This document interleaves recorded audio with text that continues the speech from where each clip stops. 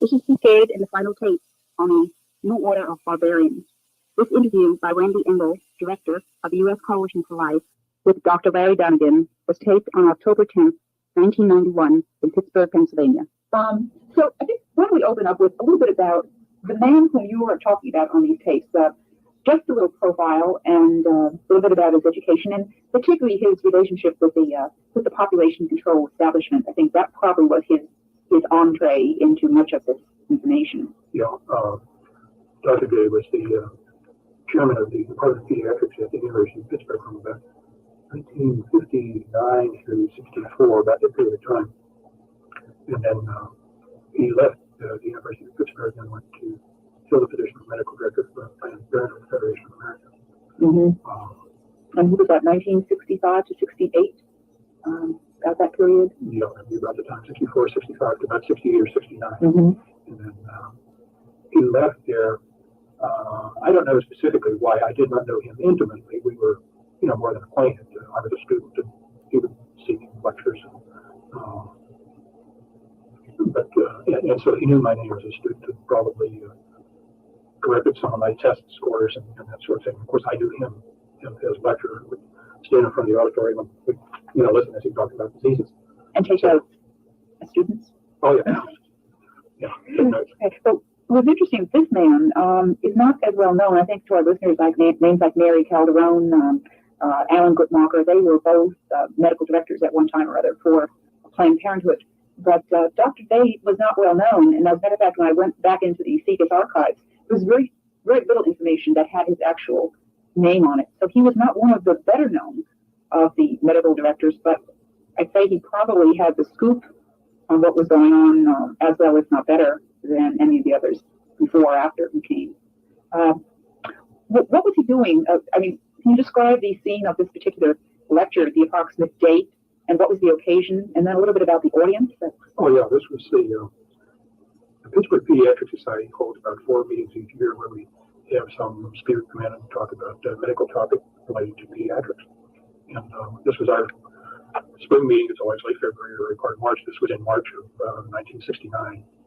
And it was held at a restaurant called The Mont, which is well known in Pittsburgh. Yeah, a beautiful place. It overlooks the confluence of the Ohio, where the Ohio River forms here, the confluence of the Allegheny and the Allegheny River. Very, very pretty place. And the tenants, I would say somewhere in the neighborhood of 80 people. Mostly physicians? Yeah, mostly physicians, if not exclusively physicians. Predominantly pediatricians, but generally pediatric surgeons, pediatric radiologists, other people who were involved in medical care of children, even though they might be pediatricians as such. And the speech was given after a meal, I presume a very nice meal, and everyone was settled down and quite comfortable and quite filled and really an ideal state to absorb what was ever coming. But I think that when you listen to the tape, and he says some of the most, well, not only outrageous things, but also things that you would think a pediatrician would kind of almost jump off out of his seat at. For example, on the tapes when he mentioned the cancer cures. Now, there were probably doctors in the audience who had children, perhaps with treating a child or knowing of a child who was in need of a particular cancer cure, and to hear that they were sitting, some of these, prescriptions or treatments for cancer were sitting over at the Rockefeller Institute, and yet, as far as I got from the tape, everyone just kind of sat there, didn't say very much. I mean, he's talking about falsifying scientific data, and everyone just kind of yawns. And how long did the speech go on? 2 hours. He spoke for over 2 hours, which was longer than most of our speakers go. And one of the interesting things, as he finished, it was getting late.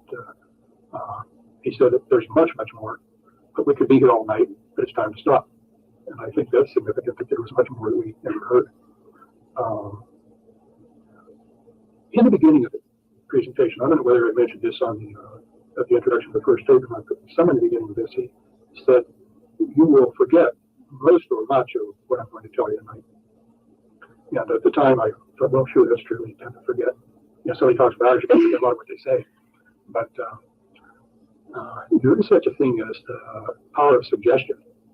And I can't say for sure, but I do wonder if this may not have been a suggestion when we were all fed a nice dinner and relaxed and listening. End of an evening. We took that suggestion and forgot because I know a number of my colleagues who were there when I would, some years later say, do you remember when Dr. Day said this, or he said that, or he said the other?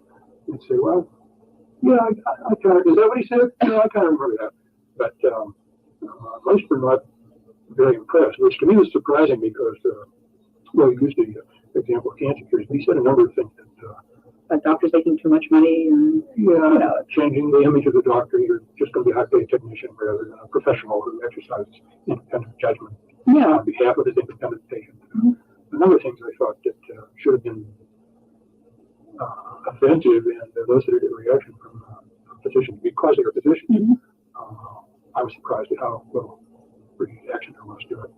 And then other things that I would have expected people to react to just because they were human beings. And I think most of the people at the meeting subscribe more or less to the Judeo-Christian ethic and codes of behavior. Mm-hmm. And that was violated right and left.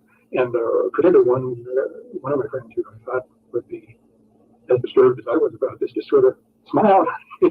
Wasn't disturbed at all. I thought, gee, this is surprising. Was part of it also because of his prominence? I mean, he was the authority. The Yeah, I think there may be something there. This is the authority. We sort of owe some deference here. I mean, he couldn't possibly mean what he's saying, or there couldn't possibly be any. I mean, he's such a good guy. I've often heard that phrase. Geez, he's such a good guy. I can't believe that he'd actually mean the things. I can only speculate about this, but I do think at the time there was an element of disbelief about all of this. Thinking, well, this was somebody's spiritual plan, but it will never really happen because it's challenged. Mm-hmm. Of course, we know step by step it is indeed happening right under our feet. Yeah. Before talking about the specific areas, I think there's a lot of benefits from this tape. One of them is when we have a good idea of what the opposition is about and the techniques he's using, then you can turn around and begin your resistance to all the types of manipulation and so forth. So I think that one of the ways I'd like to start off here is to talk about seeing that there were 4 or 5 like theme songs that he kept on repeating them over and over again. For example, this business, which I think is so important, that people fail to distinguish between the ostensible reason and the real reason. In other words, if you want someone to do something and you know that initially he'll be balky at doing that because it's against his morals or against his religious beliefs, you have to substitute another reason that will be acceptable. And then after he accepts it and it's a fait accompli, then there's just no turning back. Right. And it was in that connection that he said people don't ask the right questions. Yeah, but also too trusting. Too trusting. Yeah. And this was, as I recall, directed mostly at Americans. I had the feeling they thought Europeans maybe were skeptical and more sophisticated, but Americans are too trusting and don't ask the right questions. Well, with regard to this kind of almost a lack of discernment, I guess that's basically what he was saying. They were easily tricked or too trusting.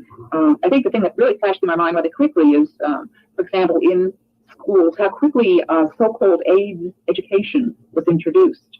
And it did amaze me because if a group stated publicly that they wanted to introduce the concept of sodomy or initiate sex earlier in children, and that was the reason given, most parents, I presume, wouldn't go for that. So you have to come up with another reason. And of course, the reason for this so-called AIDS education was to protect children from this disease. But actually, as it turns out, it's really been a great boon for the homosexual network because through various things like Project 10, they now have access to our children from the youngest years. These programs are going on from K through 12, and I imagine into college and beyond, so that they are reaching a tremendous segment.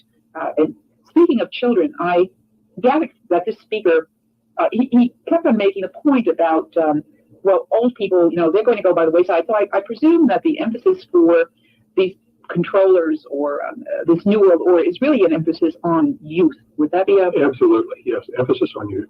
This was stated explicitly. People beyond a certain age, they're set in their ways. You're not going to change them. They have values. They're going to stick to them. But you get to the youth when they're young, they're pliable. You move them in the direction you want them to go. So yeah, this is absolutely correct. They're targeting the young. They figure you old fellows that don't see it our way, you're going to be dying off, or when the time comes, we're going to get rid of you. But it's the youngsters we have to mold in the impression we want. Yeah, right? which is common sense. I think most totalitarians have. Now, there's something about the homosexuality, I think, to expand on. I don't think this came out of the original paper. But there was, first of all, we're going to promote homosexuality. And secondly, we recognize that it's bizarre, abnormal behavior. But this is another element in the law of the jungle. Because people are stupid enough to go along with this, aren't fit to inhabit the planet, and they'll go by the wayside. I'm not stating this precisely the way he said it, but it wasn't too far from there where there was some mention of diseases being created. And when I remember the one statement and remember the other statement, I believe that AIDS is a disease which has been created in the laboratory. And I think one purpose that AIDS serves is to get rid of the people who are so stupid as to go along with our pro-homosexual program. Let them wipe themselves out. It's hard for me to make clear how much of this is I'm remembering with great confidence and how much is pure speculation. But as I synthesize this, this is, I think, what happens. If you're dumb enough to be convinced by our promotion of homosexuality, you don't deserve a place, and you're going to fall by the wayside sooner or later. Right. To be rid of you. We'll select out the people who will survive are those who are also smart enough not to be deluded by our propaganda. Mm-hmm. Does that make sense? Well, it certainly makes sense for them. And I think also this early sex initiation has the overall purpose, which I think we'll get to in depth a little later, but of the sexualization of the population. When he said on the tape, basically anything goes, I think that is what we're seeing. It's not so much that, let's say, someone may not adopt the homosexual death style for himself, but as a result of the propaganda, he certainly will be a lot more tolerant of that type of behavior too. So that it's a desensitization, even for the individual who doesn't go over and accept it for himself. With the power of propaganda, you dare not be against homosexuals, otherwise you'd be labeled homophobe. You dare not be against any of our program for women, otherwise you're a male chauvinist pig. It's like anti-Semitism. If this label gets enough currency in the culture that people get shot being stuck with it. Yeah. So it's easier to keep quiet. Well, another theme was this business about change. Okay. And I wanted to get to change in relationship to religion and family, but during when I was hearing this tape, I remember going to a mass and they happened to have at that point a dancing girls on the altar, and so when I was sitting and was getting a chance to listen to the tape, I thought, as a Catholic, that has been, if you talk about the effective change, probably the most difficulty, and the hardest thing has been to watch our traditional mass, that which Catholics have practiced, those things which they've practiced and believed for so long. And in about that time this tape or the speech was given, which was about late 1969, everything had begun to turn over on its head, so much so that I think many people feel that now when they go into a church where there is the Novus Ordo, you're almost in a constant state of anxiety because you're not quite sure. What am I going to encounter? What are you going to encounter now? We're going to have you look at the little song book. Of course, that's changed radically, and then you see instead of brethren, you see people, or you might see something odd happening up at the up at the altar, which is now the table, and so the notion of God is eternal, and the teachings of Jesus Christ is eternal, and therefore the teachings of the church is eternal. Depends on the authority of God, and God brings about change. And God's way. What this boils down to me is these people say, no, we take the place of God. We establish what will change and what will not change. So if we say homosexuality or anything is moral today, wasn't yesterday, but it is today, we have said so, therefore it's moral. And we can change tomorrow. We can make it immoral again tomorrow. And this is the usurpation of the role of God to define what beyond what the ordinary person is supposed to believe. So the idea is that if everybody's used to change, most people aren't going to ask, well, who has decided what should be changed and how it should be changed? Most people just go along with it, like hemlines and shoe styles and that sort of thing. So it is a a usurpation of the will of God. If you read the Humanist Manifesto, and it's somewhere early in the introductory part of it, they say human intellect is the highest good. Well, to any human being, what you call the highest good, that's your God. So to these people, human intellect being the highest good is God. And where does human intellect reside? Well, in the brain of one or more human beings. So these people, in effect, I don't think they would be so candid as to say so, but whether they know it or not, what they're saying is, I am God, we are God, because we decide what is moral today, what is moral tomorrow, what's going to be moral next year. We determine change. That's right. Of course, in a nutshell, you just explained the human potential, New Age, all the new esoteric movements that we've seen. But with regard to change, he seemed to acknowledge that there were a couple of entities which traditionally blocked this change and therefore made people resistant to constant manipulation. And of course, one of those is the family. And that would include the family, grandmothers, grandfathers, or ethnic background, and so forth. And I guess I was impressed by everything he seemed to mention, whether it was economics, whether it was music, had the overall effect of diminishing the family and enhancing the power of the state. Right. Yeah, that was just a constant theme. And therefore, when we're evaluating things, I think one of the things we should generally say to ourselves is, what effect does it have on family life and the family? And I think if every congressman or senator asked that question, we probably wouldn't have much action up on Capitol Hill, because almost everything coming down the pike has a fact of disavowing, hurting the family life, and enhancing and expanding the power of government. It has an ostensible purpose, and then it has a real purpose. Yeah, and as a so-called helping professional, your ability to say that is really interesting. On that, the other, of course, factor is this whole factor of religion, and he was talking about basically a religion without dogma, a religion that would have a little bit from all the other traditional religions, so no one would really feel uncomfortable. But and actually, as he said rather condescendingly, some people need this, and if they need it, well, we'll manufacture something that they need.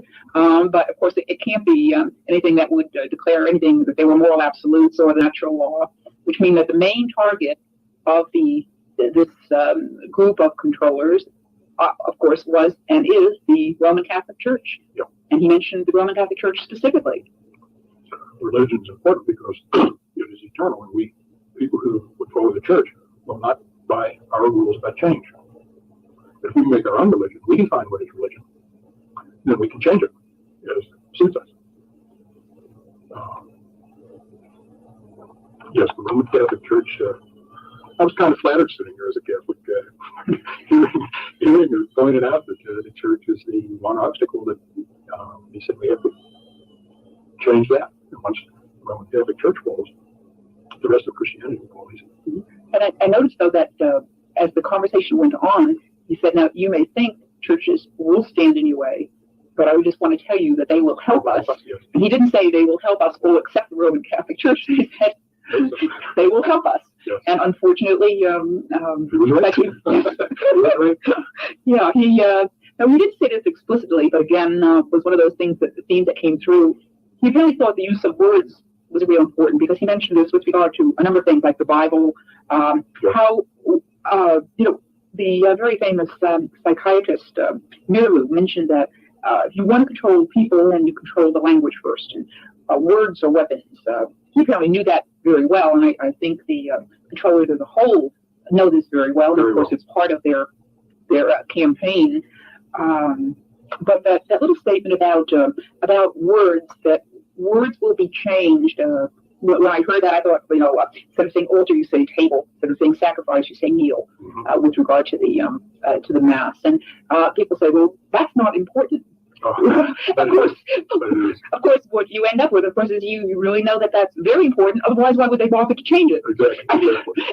Why go through all this rigmarole of if it wasn't important? It's obviously important for them because they know you're changing the words, you change ideas. A lot of effort and time to change it, and they're not exerting effort on things that are unimportant. So yes, you're absolutely right. The priest is the presider. He no longer has the role in some cases, he no longer has the vote. Pretty firmly. Yeah. Yes, those words are, because words carry meaning. There's the dictionary definition, but I think we all know certain words carry meaning that is a little bit hard to put into words, but they carry meaning. So yes, that's controlling the language. You think in your language, you think yourself in English or Spanish or whatever languages you're familiar with, but when you think, you talk to yourself, and you talk to yourself in words, just the way you talk to other people. That's right. And if you control the language with which one person speaks to himself or one person speaks to another, you're going a long way toward controlling what that person is able, what he's capable of thinking. And that has both an inclusionary and an exclusionary component to it. You set the tone. Take the word gay, for example. Take the word gay. That's a good one. I have some old tapes by Franz Lehar, and then he talks about the gay hussars, the happy soldiers, and now you couldn't quite use that same word. Could you get away with it? So they take offense with injury. But again, the word homosexual, sodomite, has been replaced with the term gay. It represents an ideology, not only a word. And when you use it, it's tacit to saying, yes, I accept what your interpretation of this is. And they probably had a committee working for months to pick out which word they were going to use. And gay carries a connotation which, first of all, is inaccurate. Most homosexuals are not at all gay. They tend to be pretty unhappy people. Yes. Despite all the publicity telling them that they can and should feel comfortable what they're doing, most of them deep down inside don't accept have a conscience which says otherwise. Yeah. And homophobia and others. Yes, but one can hardly wait. I suppose they're going to come up with a sadophobia for those who have a hang-up with sadomasochism, and they'll have a pedophobia for those who have difficulties with being a pedophile. We can just look forward to this type of thing. I guess we can look forward to them to the extent that we permit ourselves to permit the opposition to have access to the brain. And to dictate the terms we use. Sex education is not education. Right. It's conditioning, and we should never use the term sex education. It's a misnomer. If they control the vocabulary, then they control the way we can think and the way we can express ideas among ourselves and to anyone. But sex conditioning, sex initiation is much more accurate, and we should insist on that. We should never use terms homophobia and gay. Homosexual is homosexual. It's not at all gay. That's right.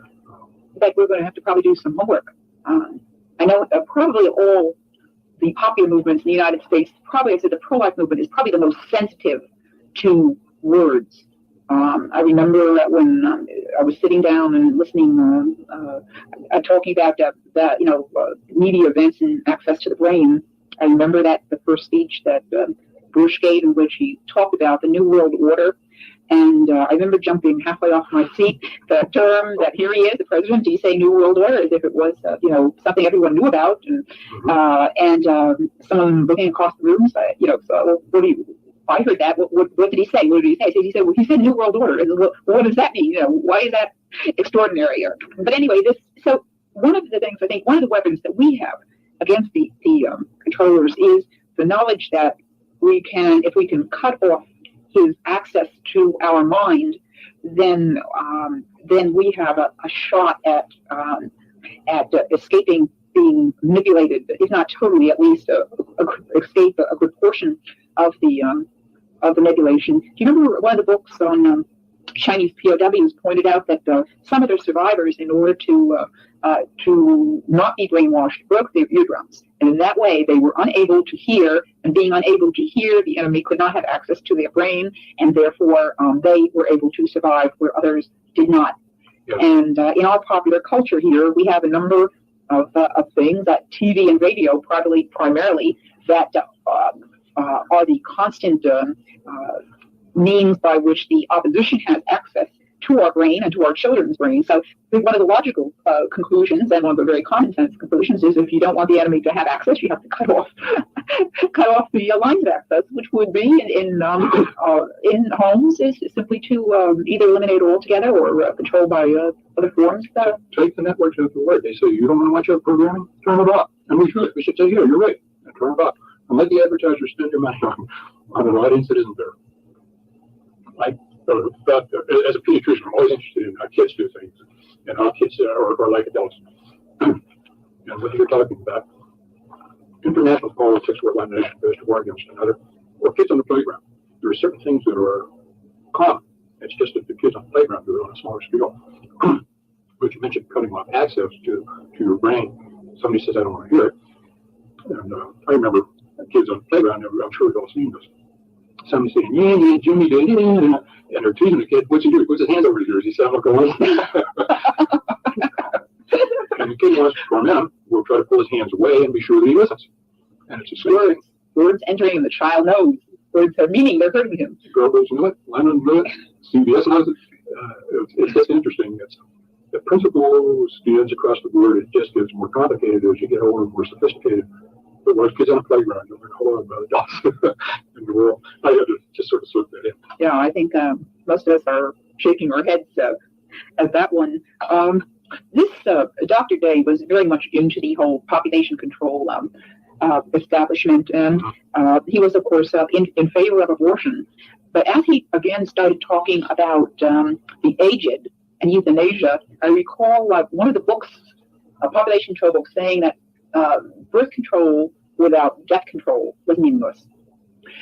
And one of the, if we can use the expression, one of the advantages in term is if one was favorable toward the killing of the aged, one of the favorable things is in fact abortion, for the simple reason is that universally speaking, abortion has the result of bringing about a rather inordinate chopping off of population at the front end, that is at the birth end. Yes. And the inevitable effect is that you will have a population which is top heavy, within a rapidly aging population, which is the current state in the United States.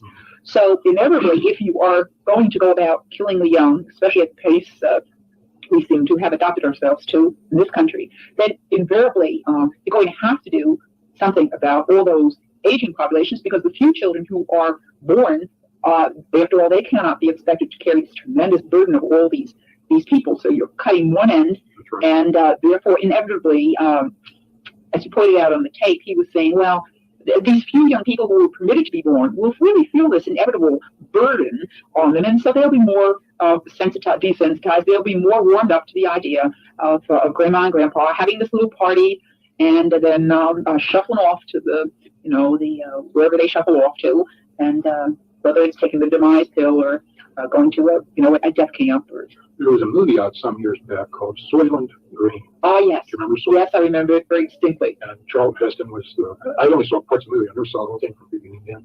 But Edward G. Robinson went to sit in the theater and he listened to Beethoven's Pastoral Symphony. That's right. As he was to take his demise pill. That's right.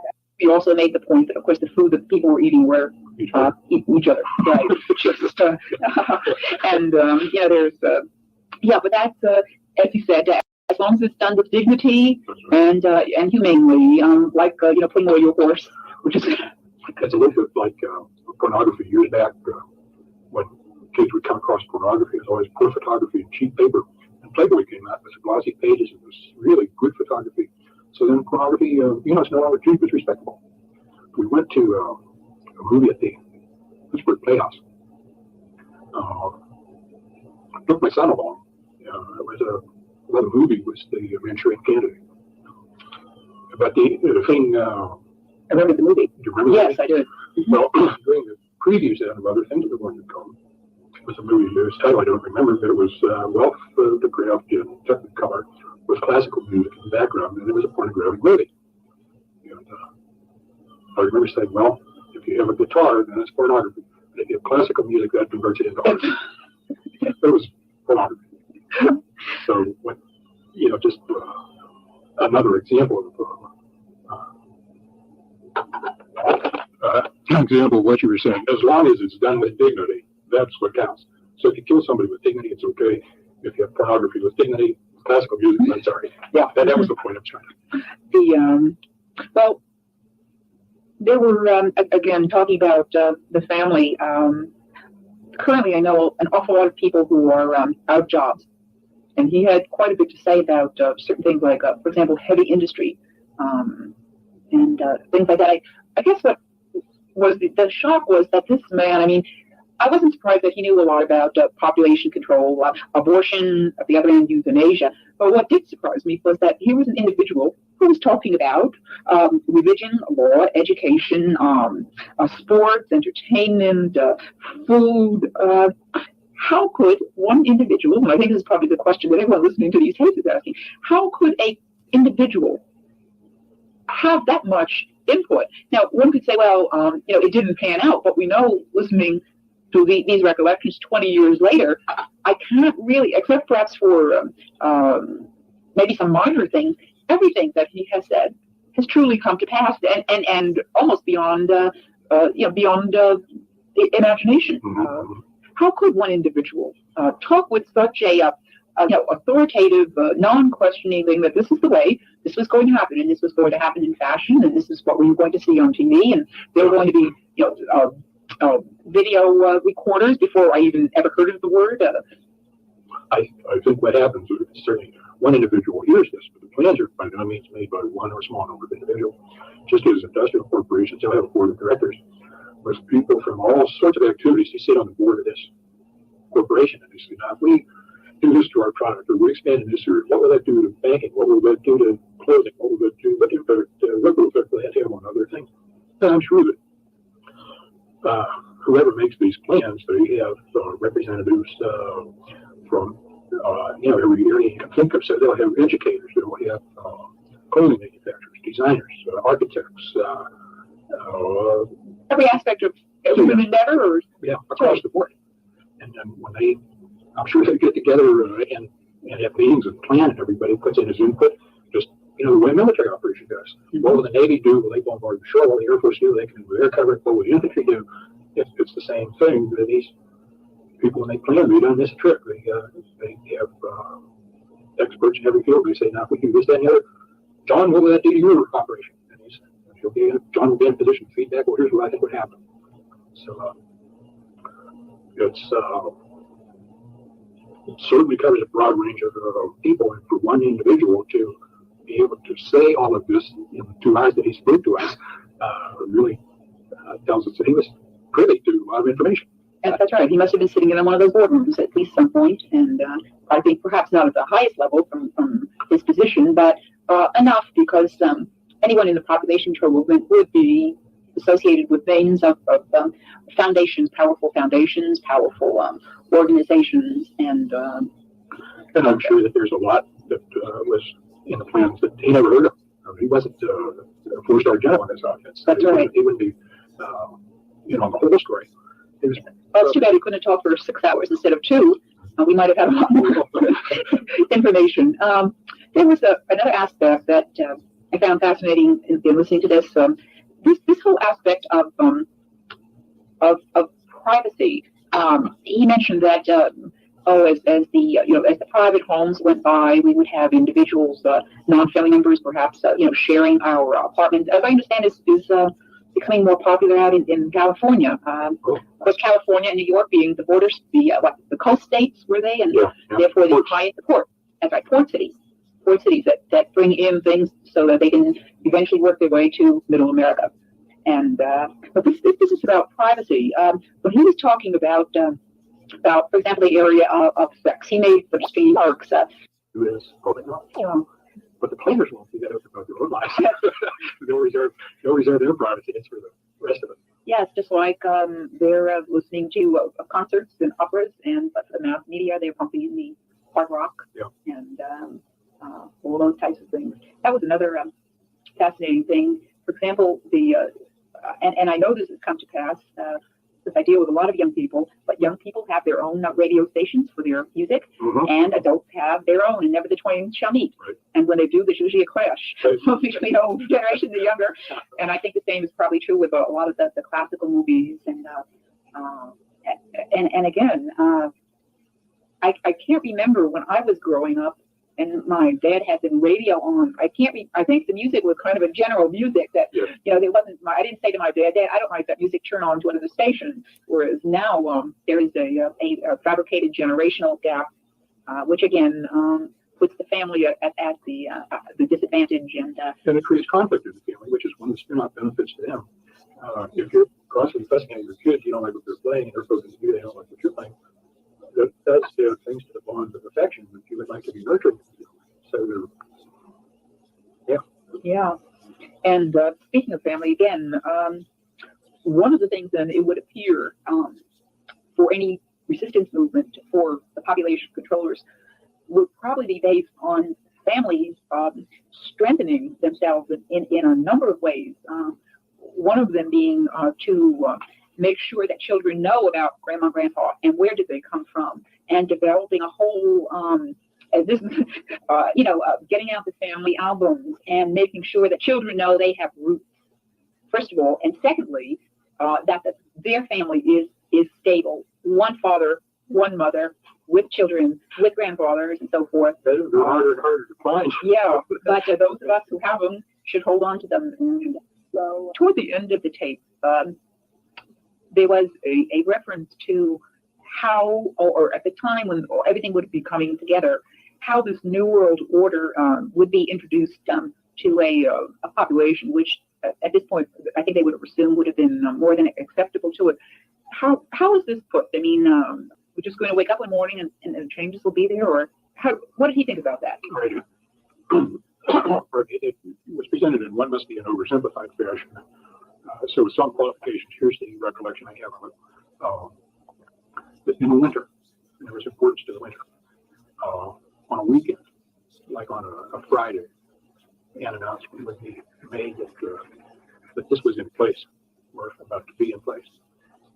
That the order, the new order. The new world order was now the system for the world. Mm-hmm. And we all owe this new world order our allegiance. And the reason for winter is that,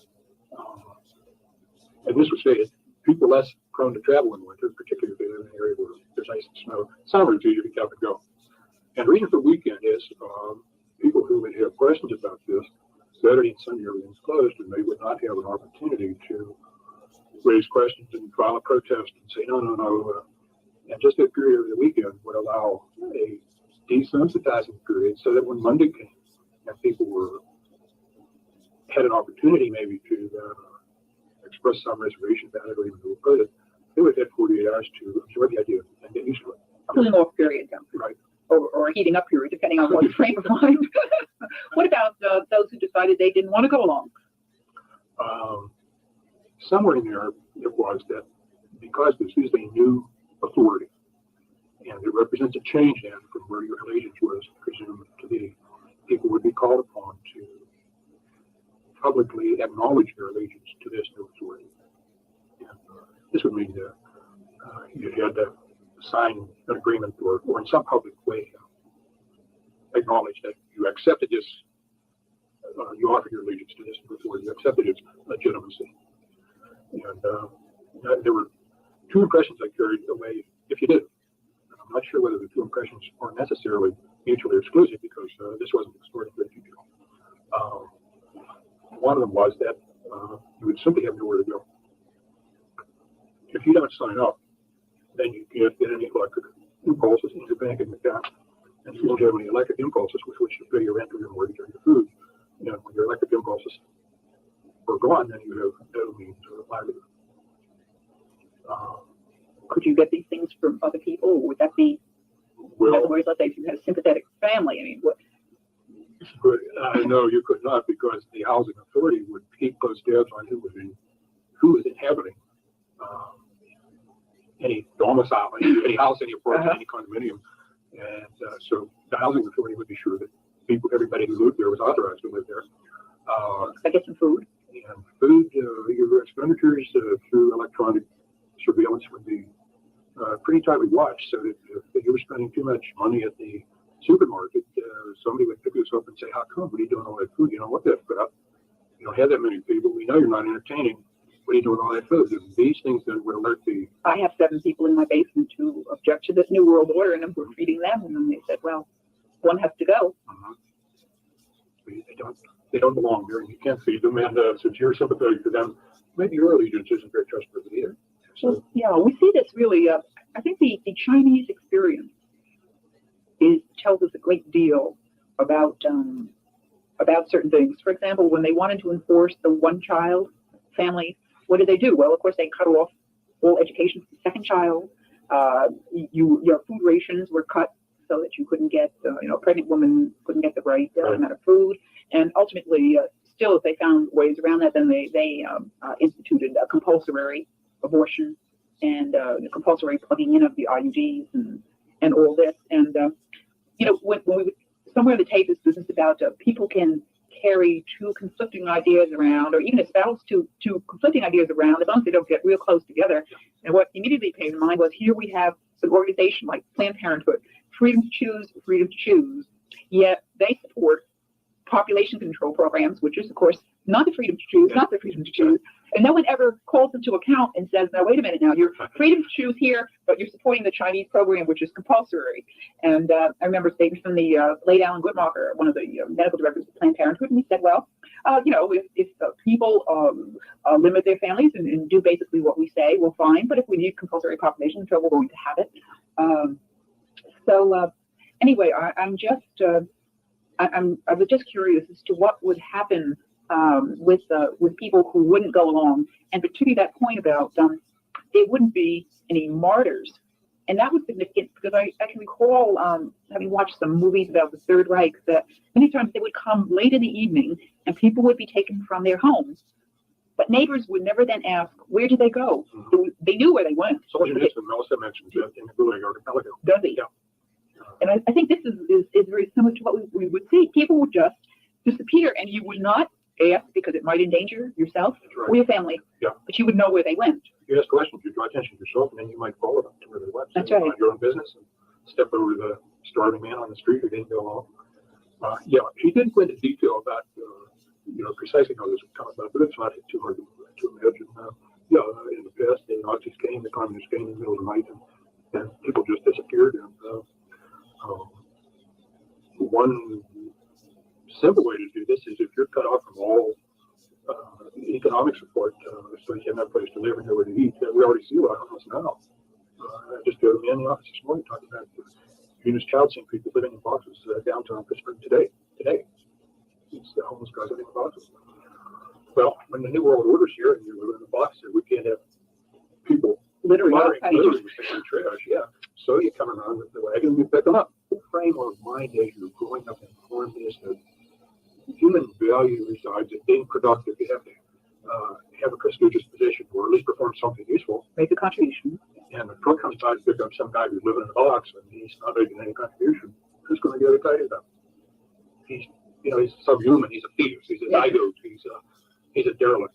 Fetuses and zygotes are derelict. All are the same animal. So what do you do? Dispose of. Who gets excited about it? You mentioned animal. I recall that when the Chinese communists came into power, one of the first things that they taught in schools was not any thoughts about specific political ideology, but evolution. That man was just an animal, and if man is just an animal, then we won't mind being herds and having masters who keep tabs on the animals. And we're one big ant colony, and we've got someone to direct traffic. And and speaking of traffic. Getting back to, we talked about the agent, and again, people hearing this tape, it's phenomenal how many times these things on this tape will hit you. I just came back from New Jersey, which has a lot of retirement type villages, and I've been there over a period of years, and there's a structure around a retirement home which has been uncompleted. It has to at least be 2 or 3 years. Now, they've recently completed it. It's kind of a roadway. But I think it would be easier to get out of a complex at a playland. It is so complicated, and yet the whole region has elderly people driving. And here we are, a fairly middle-aged couple, and for the life of us, we couldn't figure out how we were going to get out, what we were going to do. And so I asked some of the residents, I said, doesn't it bother you that they haven't fixed this road for years, and now they're coming up, and this thing is so complex, you just can't go across the street, which would have been the logical thing. You have to go down, and they have a jug handle, and you have to go over and under, so it takes you so long. And the woman replied to me, well, we just don't go out. We just don't go out. So here we are, this little retirement village where they have made it very difficult for a population. Maybe there's 40 or 50, actually probably more than that, several hundred homes in this plat with only one exit. And the exit involves such a great deal of bother that they said, we try to just cut down on the numbers or the times we have to go out shopping. Right away, makes me wonder if it's difficult to get out. It's also difficult to get in, probably, for visitors. these retirement homes kind of remind me of like a elephant burial ground. You know what I mean? But there's no, the one thing you notice is there's no children. There's not the laughter of children in these homes. My experience has been that people in like retirement homes, nursing homes, when they see a child, they just blossom. They're really delighted to see a child. Sure, they're happy to have their sons and daughters come, other adults, but when they see a child, they don't even have to be their own. It just has a very beneficial effect on their mood. And if these older people aren't seeing children, the other side of the coin is the children are not seeing older people either. That's right. So if you don't get used to seeing older people, they don't exist. That's right. And I think there's another interesting angle on what you said. And that's why, again, with the family, making sure your children see their grandparents very often, no matter how much that entails. The trouble is the logistics is certainly worthwhile, because again, if you never see someone and you don't learn to love them and you have no contact with them, when someone says, "Well, it's time for your grandpa to check out," well, who's that? Who's going to defend and fight for someone that they never even saw before? I remember one of the phrases. This is, again, so many of these things, you only have to hear the ones, and they stick in your mind. Yes. They're so jarring. Yeah. Was this, that we've already discussed sex without reproduction. Mm-hmm. Then he also said the technology would be there for reproduction without sex. Right. And this seems to me, this is a whole nother area, because one of the, again, contradictory things occurring, because you would think, well, if a land is so-called overpopulated, then you would want to diminish sexual activity, or you want to get rid of pornography, you want to get everything that was sexually stimulating.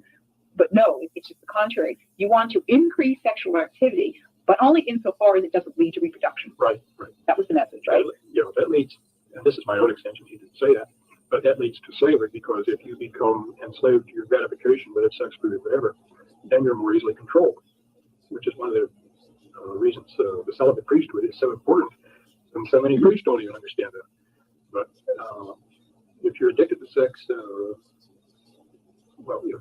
if sex is just divorced from reproduction, sex is something that you do for gratification only. I won't try to parallel with food, because you can't do that. Then you can be more easily controlled by the availability or the removal of the availability of sex.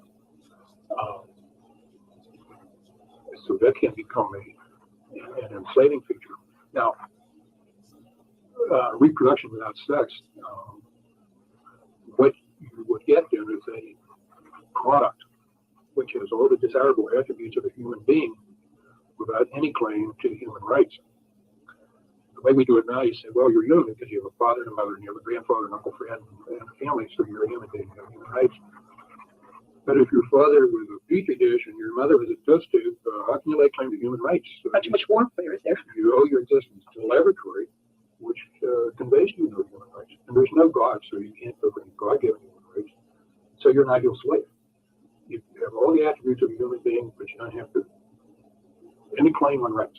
Mm-hmm. Well, in Brave New World, if you remember, they had the caste system, the alphas, the omegas, and so forth. Yeah. And the lowest caste, well, the way they brought about the different caste systems was that in the decanting room or the birthing room, the individual who was to be, let's say, to do menial labor or slave labor, work in the mines, they received just a little bit of oxygen to the brain, so that they learned to love their slavery, and they were very happy because they didn't know any better. They didn't have the brains or the wherewithal to do things. But of course, the higher in the caste you got, the more oxygen was given to your brain. So we actually had a group of subhuman beings, who would be at the, as you say, a slave essentially, and but they would love their slavery. Mm-hmm. See, in the past, slaves probably haven't loved their slavery very much, but in this case, we have this technology which will make people love their slavery, and each caste loved being what they were in Brave New World. Yeah. And any of our listeners who hasn't read that recently, I think you read it recently again, didn't you, or read it for the first time? Yeah, I read it. It's phenomenal, isn't it? Yeah. I don't remember. You may remember the wording of the slogan that was about the Nazi concentration camps. Something about work is peace and work is happiness. I don't remember whether it was Buchenwald or Auschwitz or one of them had this sign about it. Mm-hmm. My recollection of the words isn't precise, but the idea is what counts. And here's Huxley writing Brave New World, saying basically the same thing before Hitler even was in power. Oh, yeah. So Huxley knew something, didn't he? Yeah, well, of course, he came from a family that probably contributed at least in part to this New World Order. A number of the English authors, H.G. Wells there are a number of books from that period, and I think also from those associations who highlighted at least concepts of what was coming down the path. And when rereading, I read Brave New World when I was in high school, and reading it 30 years later. I can remember reading it in high school. I thought, boy, is this fantasy land? Reading it 30 years later, and I said, this is scary. This is reality. Too close to yeah, and then after I thought about it, I wasn't sure whether Huxley wrote it. There seems to be some type of the similar thinking between his writings and then this talk given by Dr. Day, because you get a kind of a mixed message in Brave New World that these things are not really quite good. It would be better if man still had a sense of humor, if he still had a sense of privacy, if certain things, the family still existed.